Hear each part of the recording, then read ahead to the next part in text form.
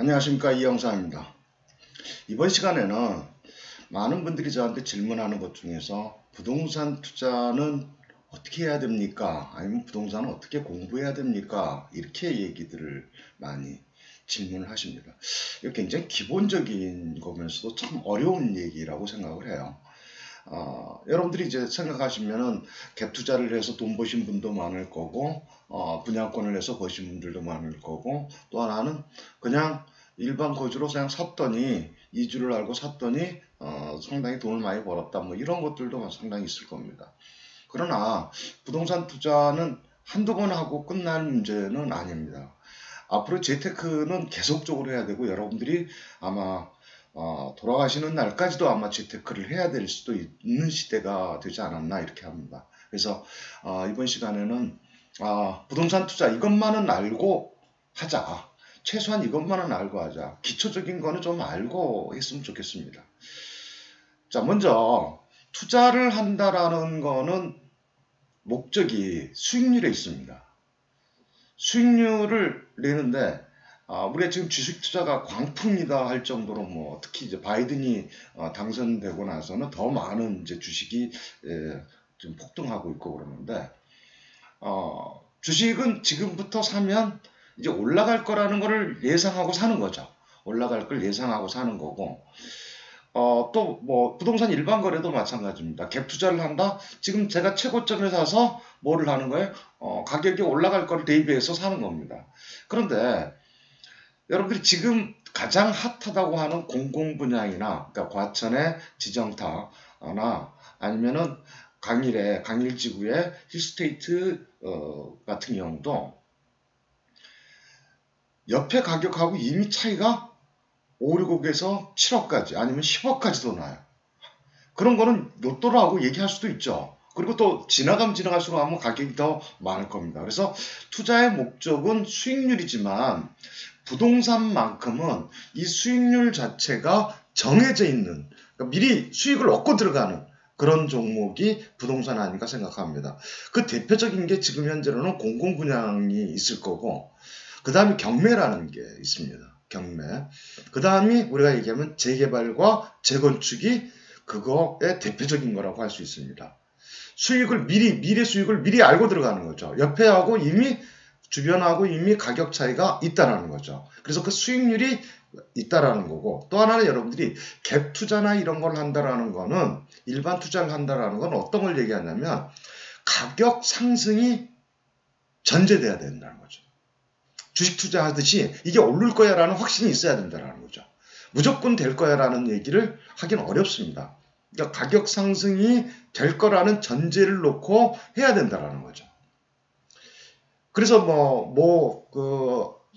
미모 같은 사람 같은 경우는 닉네임이 계속 하락론을, 선모 같은 분도 계속 하락론을 주장을 하죠. 하락을 주장하시는 분들하고도 제가 대화를 해본 적이 있어요. 참 답답하긴 한데, 어떤 모임에 가서 패널을 한 적이 있었는데 거기에 하락하신다고 하는 분들이 상당히 꽤 있었어요. 1년 정도 된 것 같은데 거기 가보면 하락할 거라고 얘기를 해요. 근데 그렇게 하락하면 어떻게 할 겁니까? 라고 물어봐요. 제가 그렇게 하락하면 여러분들은 어떻게 하실 겁니까? 물어봤더니 그때 집을 산대요. 참 안 맞죠? 그러니까 부동산이 하락하면 집을 산다는데 그게 하락을 해도 그분이 과연 집을 살 수 있을까요? 제일 먼저 아마 파실 거예요. 있는 것도 아마 파시지 않겠나 이런 생각을 합니다.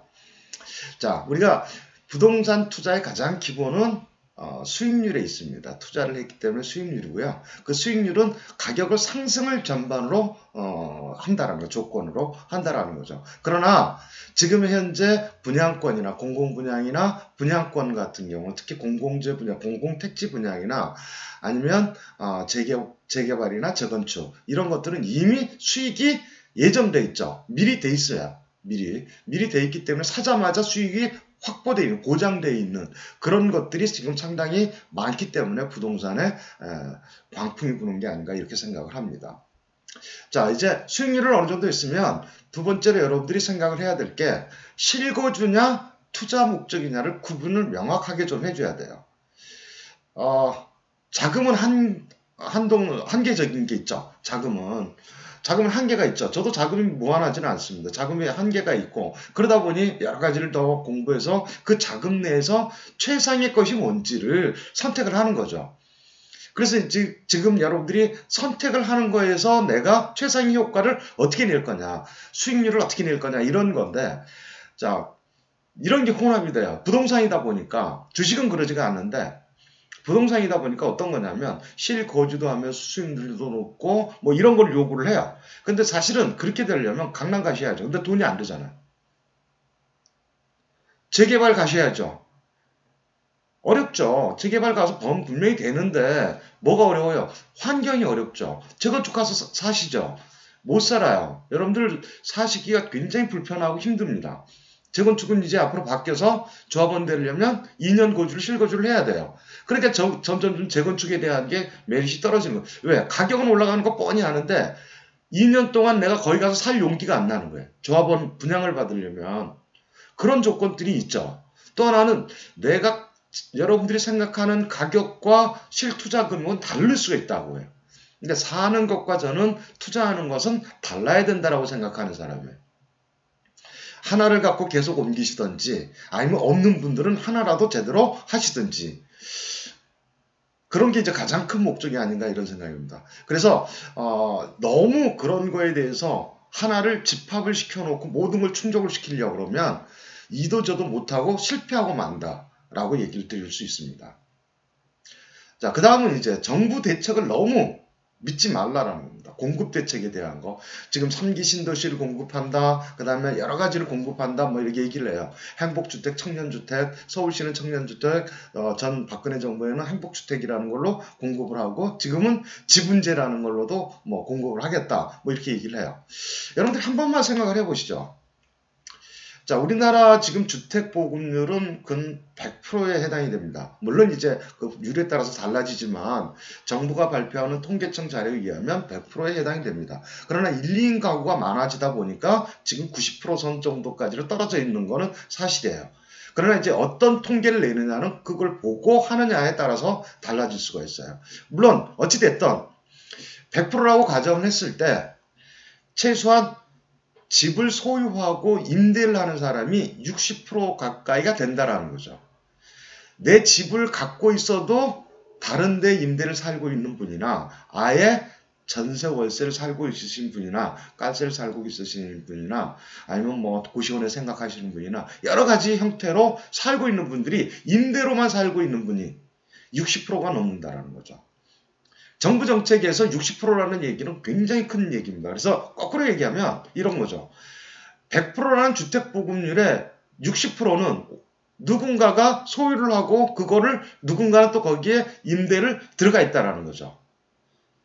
누군가는 들어가 있고 그 누군가가 여러분일 수도 있고 여러분이 거기에 주는 투자자일 수도 있다라는 거죠. 그 영어는 그거는 끝나지 않는다라는 거죠. 그 얘기는 어떤 얘기냐면 왜 공급 대책하고 이거를 연관시켰냐면 희망 고문이라는 얘기 들어보셨을 겁니다, 여러분. 나 집 살 수 있어 하고 희망 고문을 주는과 동시에 집값은 계속 올라가고 청약은 되지가 않습니다. 저한테 물어본 분 가운데 하나가 총각이시고 아직 결혼 전인데 30대 초반이세요. 그런 분들이 상당히 많죠. 그분이 뭐라고 얘기냐면 청약을 해보겠다고 얘기를 해요. 과연 청약이 맞죠? 정답이죠. 근데 정답인데 지혜로운 얘기일까요? 지식적인 얘기는 그게 맞습니다. 지혜로운 얘기일까요? 언제 되는데? 여러분 물어볼게요. 자, 청약이 여러분들 해서 3기 신도시 그 다음에 정부가 공급하려고 하는 수도권 내 서울 수도권 내에 있는 공급처들이 청약을 들어가서 언제 되는데? 제가 그랬어요. 그분한테 뭐라 그랬냐면 그거 언제 되는데? 그 사이 집값은 계속 올라갈 거고 뭐 할 거고. 가장 중요한 거는 지금 현재 점수가 안 되는데도 하려고 희망 고문, 전세를 사는 거죠. 나 어디 꿈을 갖고 그게 희망 고문입니다. 그러니까 정부 대책을 너무 믿지 마세요. 3기 신도시 공급되는데요. 제가 다른 방송에서도 얘기를 했지만 10년, 20년이 넘게 걸립니다. 지금 2기도 다 안 끝났어요. 이게 다 안 끝났잖아요. 여러분들. 위례도 아직 안 끝났죠? 파주운정도 안 끝났죠? 김포도 안 끝났어요. 물론 이제 2기 신도시에 들어갈지 안 들어갈지 모르지만 검단 신도시도 아직 안 끝났고 동탄 아직 안 끝났어요. 동탄 2기 아직 안 끝났잖아요. 응? 그리고 여러분들이 잘 아시다시피 고덕 국제도시도 아직 이제 시작이에요. 이제. 자, 그만큼 공급은 천천히 공급이 된다는 거죠. 연차적으로. 그걸 언제 여러분들이 들어갈 거냐라는 거죠. 그럼 결단을 내려야 돼요. 안 될 것 같으면 빨리 청약을 절대 해지하지 말라는 얘기, 해지하지 마시고 뭐를 하라는 얘기예요? 내가 실거주할 거나 투자할 거를 고르는 게 빠르다라는 얘기예요. 제일 먼저 그런 분들에게 재개발을 권하고 싶어요. 재개발. 자신에 맞는 재개발. 제가 제일 답답한 게 그렇습니다. 박사님 저 얼마 있는데요. 나 뭐 투자할 거 좀 알려주세요. 네, 좋아요. 그래서 내가 전화를 했어요. 여기 투자할 곳이 있어서 너 굉장히 좋은 것 같아. 이거 한번 해봐. 생각해보고요. 재개발 물건이 저한테 올 정도, 제가 가지고 있는 정도면 여러분들하고 다르게 굉장히 뜨끈뜨끈한 물건이라고 속된 얘기로 바로 나와서 빠르게는 20-30분, 늦게는 1시간에서 2시간이면 소멸되는 물건입니다. 그런데 생각해보고요라는 얘기는 안 한다는 얘기예요. 중개사분이 열심히 몇 개월 동안 작업을 해서 그 소유주하고 작업을 해서 열심히 해서 파실 거면 나한테 하고 뭐 이렇게 해가지고 그 사람 판다는 연락을 받고 또 하나는 계좌번호를 받고 바로 저한테 이제 사줄 사람 몇 사람들한테 연락을 바로 합니다. 중개분들이. 그래서 뭐를 해요? 30분 안에 결정을 해야 돼요. 왜? 그 소유자가 매도자가 여기 중개사만 가는 게 아니거든요. 다른 중개사도 가고 뭐 하면서 가격 높다고 생각하는 데다가 또 내놓을 수 있잖아요. 그럼 이 중개사는 빨리 계약 체결이 되는 게 우선 목적이에요. 다른 데 올라가면 가격이 올라갈 수도 있고 여러 가지 할 수 있으니까. 그래서 빨리 결정을 해야 돼요. 그러면 여러분들이 공부가 좀 돼 있어야 돼요. 공부가. 그러니까 학습이 좀 돼 있어야 되죠. 재개발을 투자할 거면 재개발 어디가 됐고 내가 내 금액에 여러분들이 보유하고 있는 금액에 어디가 지금 가장 적정한지를 몇 군데를 해서 이 중에 A, B, C, D 중에서 어느 게 좋을까요? 라고 얘기하면 그때부터는 얘기가 됩니다. 근데 제가 추천을 하잖아요. 그러면 여러분들이 뭐라고 얘기하냐면 자기를 설득해달라 그래요. 그때부터는 이제 설득이 아니고 강의가 됩니다. 강의. 그때부터는 뭐 3시간이 될지 어디가 될지 모르죠. 다 이해를 시켜달라고 얘기해요. 그래서 여러분들이 그 이해가 안 됩니다. 그러면 상담이 안 되죠. 네, 여러분들이 그런 거를 하기 위해서는 기본적으로 여러분들 나름대로 용어나 재개발적에 대나 아니면 다른 거에 대해서도 만약 여러분들이 분양권을 받는다면 분양에 대한 기본적인 상담이 기본적인 학습이 돼 있어야 돼요. 최소한 내 점수가 얼마고 그리고 내가 보유한 금액이 얼마고 내가 거기를 가기 위해서는 어떠한 조건이 필요한지. 지금 분양권이 공공분양제가 몇 개 남지 않았어요. 어떤 걸로 몇 개 안 남았나 그러냐. 앞으로도 많이 나오겠지만 내년 2월부터 시작하는 실거주 요건에 들어가는 거. 내년 2월부터 시작하는 실거주 요건에서 빠지는 거죠. 전세를 놓을 수 있는 물건들이 얼마 안 남았다라는 거죠. 그러면 지금 최대한 서둘러야 된다라는 얘기죠. 여러분들이 이제 그런 것들이 하나의 투자의 가장 기본적인 요소들이다. 이제 또 하나는 이제 우리가 이러면 난 부동산 투자를 어떻게 할 거냐 이런 게 이제 어떻게 할 거냐가 그거의 내용이 들어가 있는 거예요. 내가 경매로 투자할 거냐 아니면 분양권을 할 거냐 상가를 할 거냐 아니면 토지를 할 거냐 아니면 재개발을 할 거냐 재건축을 할 거냐. 저는 조금 용기 있게 어린 결혼하신 분이나 이런 분들은 자금력이 조금 된다 그러면 서울에 재건축을 들어가서 사십시오라고 얘기해요. 자금력이 좀 되시면 서울에 재건축을 들어가서 사시면 몸땜이라고 얘기하죠. 몸빵이라고 얘기도 하고. 그런데 하시면 수익률이 여러분들이 나중에 그 고생한 거 몇 배만큼의 수익률이 나올 겁니다. 여러분들이 연봉이 감히 연봉 이상이라는 연봉의 몇 배가 남는 이익이 나올 거라고 저는 생각합니다. 그리고 투자를 할 것 같으면 우선 재개발 쪽. 나는 뭐 그것까지는 어렵고 재개발을 해야 될, 다른 쪽으로 수익률 내고 싶다 그러면 재개발을 해야 됩니다. 그리고 1가구 1주택이거나 이런 분들은 상가나 이런 데 들어가시는 건 저는 좀 반대합니다. 나이가 있으신 분들이 특히 이제 상가 종목에 많이 하는데 상가 종목은 좀 연세가 있으시면서 다른 수익이 어느 정도 이제 다른 게 어느 정도 이제 갖춰졌을 때 상담을 하는 거고요. 토지 같은 경우는 앞으로 상당히 저희가 방송도 얘기했지만 공시지가 상승되면서 토지 같은 경우는 상당히 이제 보상 토지들이 유리해질 겁니다. 앞으로 제가 이제 보상 토지에 대한 것들을 지금 당장은 아니지만 내년에 가서 보상 토지에 대한 것들을 실시간으로 아니면 여러 가지로 해서 남겨놓을 생각을 가지고 있습니다. 그래서 여러분들도 많이 관심을 좀 가져주시고요. 여러분들이 이제 마지막으로 제가 부탁드리고 싶은 거는 부동산은 투자는 특히 타이밍입니다. 언제 사서 언제 팔 거냐 그런 타이밍이죠. 그런 타이밍에 대한 걸 여러분들이 잘 잡고 그러려면 정부 정책, 규제, 대외적인 환경 그리고 부동산에 대한 끈을 안 놔야 돼요. 이 관심이 멀어지면 뭐가 멀어져요? 여러분 사람 관계도 그렇죠. 전화 안 하고 관심 멀어지면 그 사람이 어떻게 살고 있는지 근황이 어떻게 되는지 그리고 가까워질 수가 없죠. 마찬가지입니다. 부동산도 타이밍을 잡기 위해서는 여러분들이 반드시 부동산 학습을 하시고 여러분들이 관심을 많이 가지시고 또 하나는 가장 중요한 게 부동산 멘토를 정하는 게 굉장히 중요하다 이렇게 생각을 합니다. 여러분들이 이러한 여러 가지 요소들을 하고서 좀 기본적인 거를 하고서 상담을 하시고 했으면 좋겠습니다. 너무 답답해서 제가 몇 가지를 올려봤습니다.